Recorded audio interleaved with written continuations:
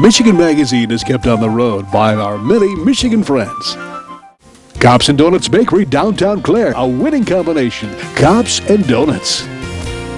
Thunder Bay Resort, a destination for all seasons with special events and packages. Thunder Bay Resort in Hillman. What a winter we've had here in the Great Lakes State. Spring is finally in the air. We are all looking forward to those warm breezes and budding flowers and trees. March has been a little nippier than usual, but it hasn't curtailed that Michigander getting out and celebrating anything that comes our way. We just finished celebrating St. Patrick's Day, which we'll be bringing you more on that shortly on a future edition of Michigan Magazine. A few weeks prior to that, Michiganders, including Michigan Magazine, had a great time celebrating Fat Tuesday back on March 4th.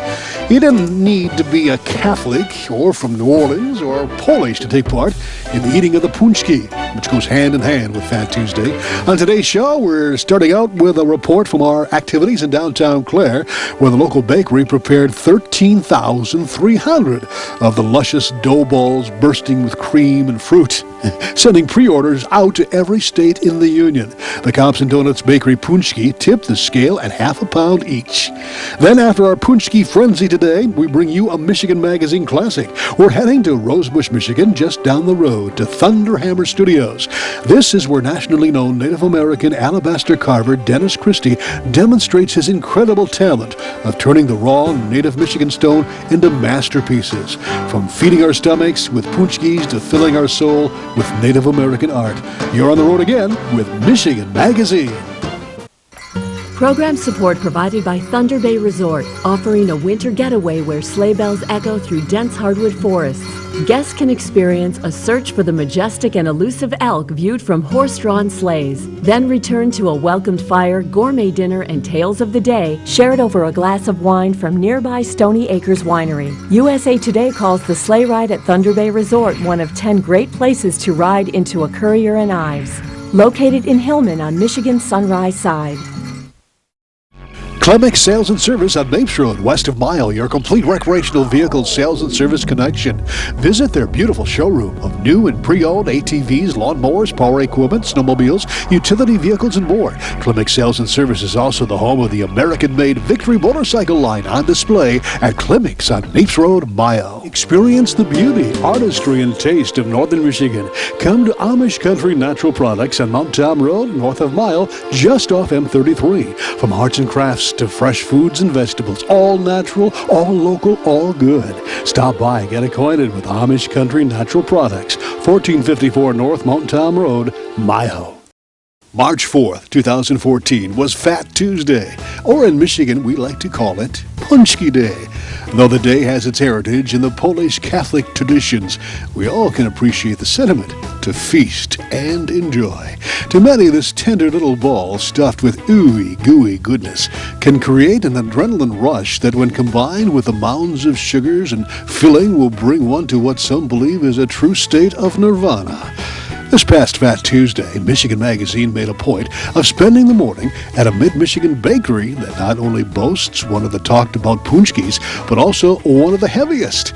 Each one a whopping half-pound of delicious ecstasy that comes in 8 different flavors, fruits and cream fillings that were forced into the center that doubly increased its size, that when bit into, a resounding pop could be heard as the filling found freedom around the mouths and down the front of the owners. Cops and Doughnuts in Clare is the home of the half-pound Pooonchski. It's where 13,300 plus were baked in record time. It's where pre-orders were shipped and packed to every single state in the United States, including Alaska and Hawaii, and every order made it on time to be savored by the whole USA on Fat Tuesday and beyond. It's where pre-orders were made and packed for locals and placed on tables in another section of the bakery, ready to be picked up during the day.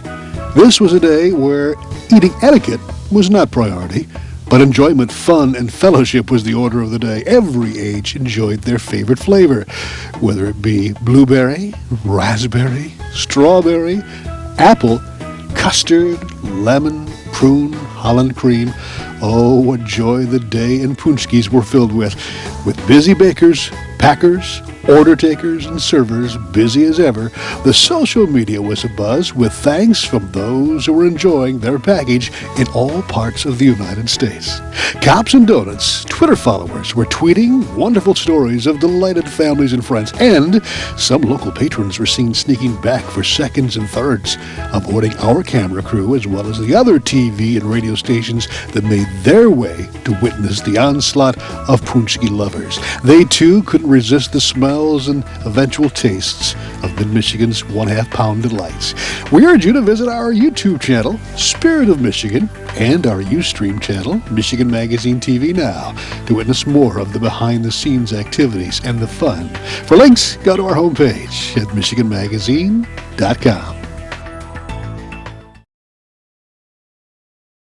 Michigan Magazine is being brought to you in part by Remembering Good Times and Great Food. Frank and Lisa invite you to Tin Lizzie's in Mile for a blast back to the 50s and 60s when food was made from scratch, including home-ground Angus burgers. A full menu of great food and good memories await you at the new Tin Lizzie's of Mile. Rose Valley Winery on Beechwood Road in Rose City. See what thousands are raving about, creating a delicious variety of award-winning Michigan wines. Stop by and taste for yourself. The taste of Michigan is yours at Rose Valley Winery. Through the eyes and the hands of a master, raw stone comes to life, taking on a quality of breathtaking warmth which touches the very soul. No more fitting words are used to describe the mastery of Native American sculptor Dennis Christy of Rosebush, Michigan. Dennis, a member of the Saginaw Chippewa tribe, started out as a woodcarver early in his youth and then transferred his natural ability under the guidance of a master sculptor to stone. His works are now on display throughout the U.S. in public museums and private galleries. His beautifully detailed pieces, many depicting a Native American theme, are carved mostly from statuary marble, Indiana limestone, and native Michigan alabaster. In a recent visit to THUNDERHAMMER Studio at his home in Rosebush, Dennis told us how sculpting came as a natural evolution of his love of the artistic expression. Well, I guess I kind of just fell into it as just being artistically inclined. From the generations before, my grandma was a basket maker, and then I started carving wood when I was real young. After I graduated high school, I went to the Institute of American Indian Arts, and I watched them carve stone.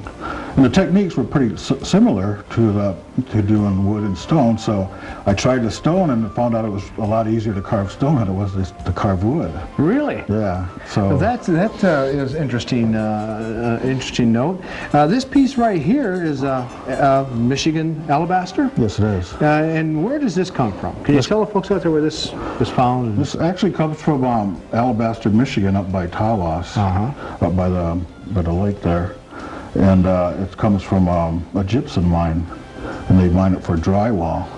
But I go in there and I pick out the solider pieces of rock, and I try to pick the translucent rock and the whiter rock. And actually, they don't quarry it for carving, but if you go and pick out a big enough piece, and you can carve it down so you get a good solid piece, so you can work something with it. Great. So, most of the work that you do, is that done by commission? No, I just start creating stuff. I got some galleries that I put my work in around the country, some in Mexico and Chicago and out in Rhode Island. Now this piece of alabaster that you have right here that I'm holding, what's this going to be? Is this going to be part of something, or is it, well, you've been working on it? This is like it's an accidental piece, really. What it is it was larger, and it was going to have like a big wing-shaped thing, and what happened when I got into working a little bit more, it broke in half. So what you do is you just got to change your idea after. Put it something smaller or whatever. Oh yeah, you just make a smaller sculpture with a different idea. Yeah. This will probably be an owl's face right here with one wing sticking out. Most of the stuff that you do, or most of the artwork that you do, is what? About life or nature, or?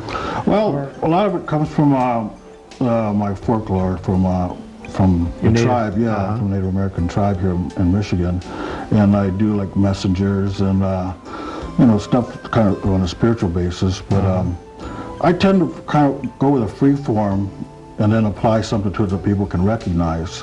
And sometimes work looks abstract or, you know, but something that's in there that they can really recognize. And so other times I'll do a whole story into a piece and tell a story of what's going on. I do like story of life or something. And I'll do like a lot of birds too. I see we have a massive piece of, you don't not only work with alabaster from Michigan here, but also you've got a piece back here that is going to be what? I mean, it's quite a mammoth piece of rock or stone. This is this is a piece of Indiana limestone. Comes from south of Indianapolis someplace. Which what I'm going to do is a big eagle with its wings spread out, and it'll have the eagle's head here. As you can see, I kind of got it drawn in there. And it'll have the talons here. I'm not sure what I'm going to exactly put on the talons yet, but it's still an idea that's being processed through my mind. And this will be the wingspan, I assume? This, from here to here. So from the side, what is the length of this approximately? Well, I would say it's about 5.5 feet. It weighs 640 pounds. Okay, and so when you're done with this, what would be the dimensions of the overall dimension you think and the weight of the eagle? Well, I'll try to eliminate as much weight as I can so I can, it'll be easier to carry around. Yeah. And then it'll be on a nice base, a wood base of walnut. But yeah, I'll probably knock off about 300 pounds. So it'll still be a pretty heavy piece, but Yeah. it'll be something that would be what, in a museum or in a home? Or I'm not sure. Like I said, I got several galleries that would like to show it, but I'll probably see some private individuals that collect my work and maybe they'll buy it. Yeah. And what do we have over here? Well, I got several things going over here. This is a piece of Carrara marble. It's called statutory marble, and it comes from Italy, Carrara, Italy. And this is the stuff that Michelangelo carved. The reason why they call it statutory marble is because it doesn't have any flaws in it or any black marks. It's just pure white. Pure white? Yeah. That's probably more of an expensive... Oh yeah, this is probably one of the most expensive marbles you can buy from Italy. Yeah. See, this is another piece of marble over here. I got an idea of a woman's face here, probably with a necklace here, and then it's kind of a free-form abstract coming out to the side here, just, I don't know, just to make it look nice and flowing. Yeah. And over here? This will be one of my dream catcher pieces, which I took the center out, and there's the center of it right there. And then here, after I finish it, I'll put a face here, probably a man's face or a woman's face, I'm not sure yet. But in the center here, I'll do a web of dream catcher. And I'm the first one to develop this idea. And what it is for infants that they kind of use it for. They put it up in a window, and if they have like bad dreams or something, the bad dreams will get caught in the web, and then in the morning light, which they'll burn off, but the good dreams will always go through to you, to the center. Oh, well, that's kind of a neat. That is neat. But I just kind of put a variation to it and added a face to it. Yeah. That's neat. And what's this? This is out of wood, isn't it? No, this is bronze. Oh, that is bronze? Yeah, this came off of mold off of a stone. And then we poured bronze. So here's one that hasn't been finished yet. Oh yeah, that's neat. And what is this? Looks like an owl. Yeah, this here is just an owl. And what is the medium? What is this? This is alabaster also, from Michigan. Wow. I've been carving a lot of Michigan since I've been back here from New Mexico. Yeah. And this is just another free-form owl with. Just an owl. Owl's a messenger. It could be good or bad, but he's still a messenger. Yeah. It's like a spirit owl. Yeah. So into your work, you put a lot of your Native American ancestry, religion, or... Yeah, a lot of it I do. Yeah. I also just like doing just abstracts where it doesn't really mean anything. Nothing. Yeah. It's just a nice piece that people can admire, and it might fit their... They might get an idea of their own out of it. Yeah. And then over here is where you are working on an eagle. Yeah, this will be, it kind of has like two sides to it. And it'll have the eagle here, and you can see part of it drawn out. And then on the other side, I'll have a man's face. So it'll have like a two-sided sculpture. Yeah. What's the most difficult medium to work with? Well, I work as hard as marble. Marble? Marble is like 4 times harder than alabaster, so it takes like 4 times longer to carve it. And it takes, it just wears on your tools a lot more. Right. And what kind of a tool do you use for this stone sculpting? Well, a lot of it, which I got over there, is an air hammer. Air hammers? Yeah. This is for your fine work, is it? These Well, tools? yeah, for my shaping work, I'll file off the rough grooves and stuff. Oh, yeah. And as you can see, alabaster is pretty soft, really, compared to marble. It's almost like a limestone, isn't it? Oh, it's even is it? softer than limestone. Oh, it is softer than limestone. Yeah. But to start out, I'll rough out, you know, with a chisel and stuff. I'll get off all my fractures with a hammer and chisel. Then I got air hammers from Italy and stuff that I bought over the years, and just rough it right out. Yeah, I put a lot of ideas into my rocks, and what I'll do is I'll get them started so I can remember the idea a lot better. And what will happen is I'll, like this is going to be 2 people behind a blanket here, and that way it's out of my mind so I can develop the next stage of it, so I'll detail it more. Yeah. And how long would a piece like this take, would you say, Dennis? I mean, it depends. Sometimes I get the ambition just to really go for it and carve it right up in a couple of weeks, and other times it'll take a couple of years. Yeah. So that's a true sign of an artist. I'm not sure. What has been the most rewarding so far in your career?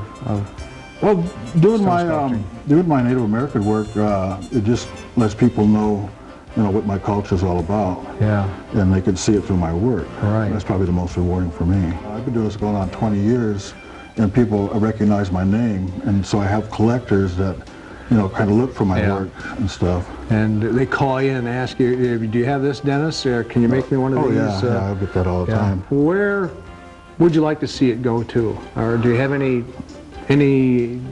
ambitions of where you would really like to find it at, say, 10 years from now? Well, I want to go on a monumental scale, is what I really want to do. Just anything monumental. Yeah. I just love carving great big rock. My biggest dream would be carving a 50-ton rock. 50-ton rock? I probably couldn't fit it in here. Yeah, my goodness. Well, I tell you what, Dennis, it certainly has been a pleasure to come over here to Rosebush, Michigan, and to meet you and to learn more about our Native American culture, and in your particular case here, stone sculpting. And by golly, we wish you all the best, and it looks to me like success is going to be continuing for you. So thanks so much for being part of Michigan Magazine. Thanks for coming by. All right.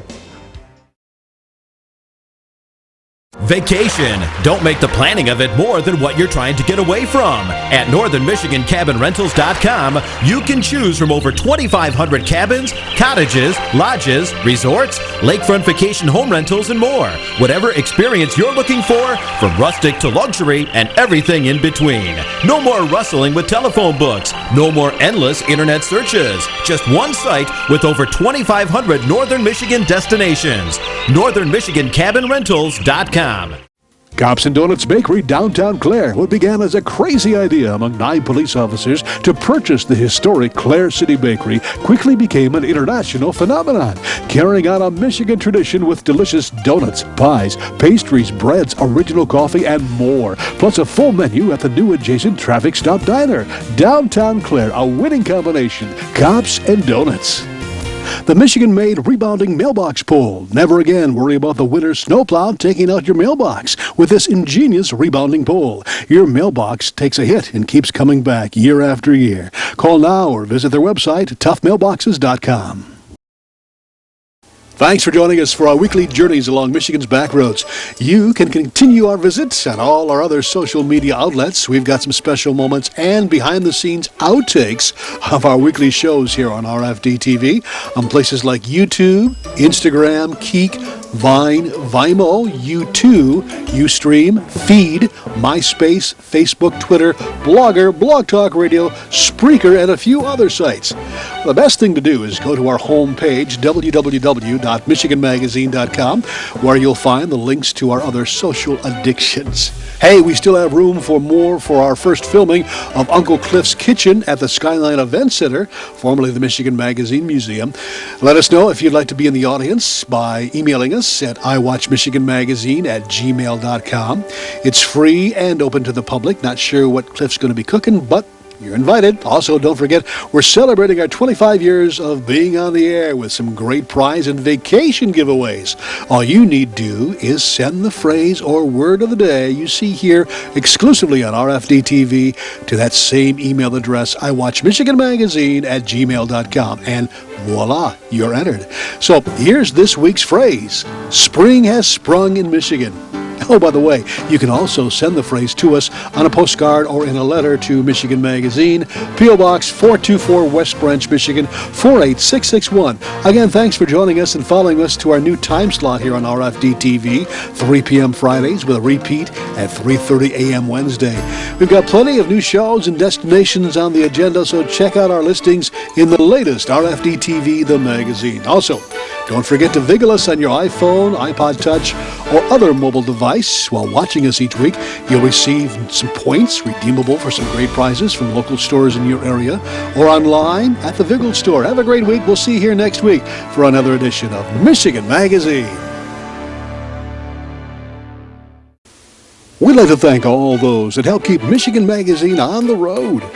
Thunder Bay Resort, a destination for all seasons with special events and packages. Thunder Bay Resort in Hillman. Cops and Doughnuts Bakery, downtown Clare. A winning combination. Cops and Doughnuts. Hale Hardware, your do-it center in Hale, Michigan. Much more than a regular hardware store, providing everything you need for whatever your project is, along with a knowledgeable sales staff to get her done. Serving Northern Michigan since 1946. Hale Hardware, south of M65 at Ainsley in Hale. Flu season, be prepared. Get your immunizations now at Rose City Drug, your one-stop pharmacy, home health care, and medical supply outlet, offering a variety of on-site immunizations. Walk-ins are of course welcome. Call now for more information. Bortz Healthcare of Rose City and West Branch, skilled nursing and rehabilitation facilities in beautiful northern Michigan. The Rose City facility is a leader in dementia care, specializing in the treatment and care for those with Alzheimer's. For more information or to schedule a tour, call us now. Emerald Productions is a Michigan video company that provides its services for weddings, special events, documentaries, and more. Give us a call at 248-417-0030 and check out our website at memraproductions.com.